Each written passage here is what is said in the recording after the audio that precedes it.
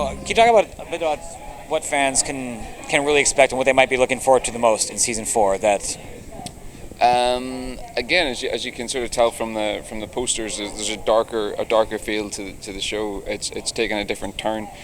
It's not a completely different show that people will be alienated by. It's still got the charm and of course the magic and the action that we come to expect, but in a more mature and grounded way.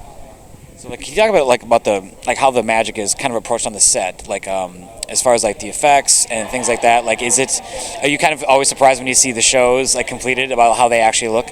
That's one of the great things about it. Particularly for me, a lot of the visual effects and special effects that I do only ever look great whenever it's completed. So unlike whenever the stunt elements or the fight scenes, they immediately look great because it's been worked out technically, whereas mine's more sort of technically on a computer.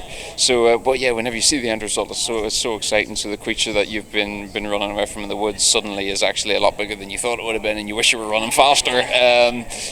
But all the time it's such a huge surprise and an excitement to see what they do. So, are there any kind of like upcoming guest stars you can tell us about that you're really looking forward to? Oh, let me think.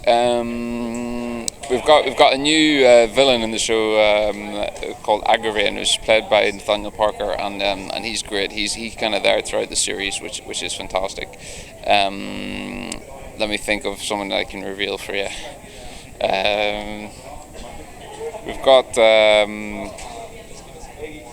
We've got the returning of Emilia Fox, so I don't think I can name too many names, but Emilia Fox is coming back, who plays Margot's. But yeah, we've got some fantastic guest stars coming up in the show, and something that's a huge element that we're really excited about, and we get a chance to work with people that have had such a a grounding in acting, and yeah, we just learn as much as we can from them. Especially when you shoot the show in the UK and you live in the UK and you can see that response there. I mean, what's it like to kind of come here and see the American side of the response and the reaction? The reaction over here has been amazing. I was here last year at Comic-Con, and the support over here is fantastic. I think whenever we spend so much time filming in a little shack in Wales, and you spend so much time doing that, and then you come out to San Diego and suddenly there's a fan base and people love the show, and suddenly people recognize it or appreciate it. It's really unbelievable for us. Not that we didn't believe in the show, but that you're always surprised by how people connect to it in different ways. So are there have they been talking about like a possible like end game for the show? I mean, I know a lot of these cable shows they might have a tendency to not go as long. I mean, and so is there anything mapped out for that, or are you guys just going to keep going as long as you possibly can? The producers have always had a 5-year plan for the show. That's something that they set out to do purely, I think, for story-wise, so that they can map it out for the whole series and then season by season. So they've always had a 5-year plan.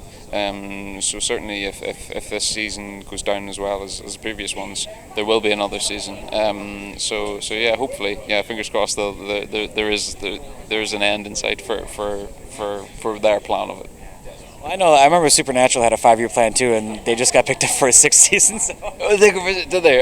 Yeah. Well, I mean, that's the thing. If it goes successful and there's more stories to tell, you never want to be dredging it out, and you never want to, because that's frustrating for fans. You always want to have it fresh, exciting, new, and yeah, I think it's always better for quality rather than quantity. So that's what the producers are aiming for. So do you have anything lined up like after when Merlin goes on hiatus after this 4th season? Is there any like movies or other TV spots you got lined up?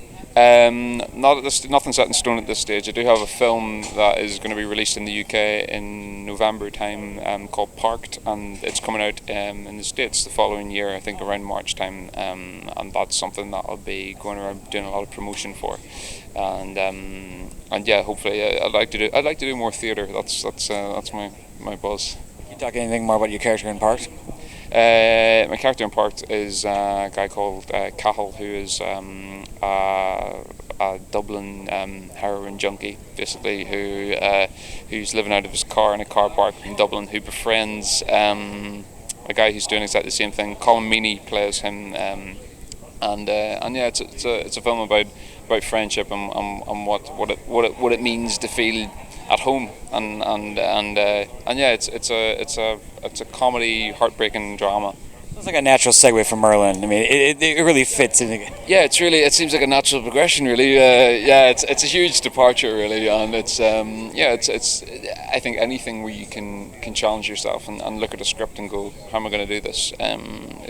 Is really exciting to do. So yeah, I love the film. So it's hopefully people enjoy it. Just what would you like to say to the fans of Merlin about why they should keep tuning in for season 4 next year on Sci-Fi? Okay, keep tuning in to Merlin because it has the most surprises any season has had so far. I've been surprised myself reading the scripts. So yeah, keep watching.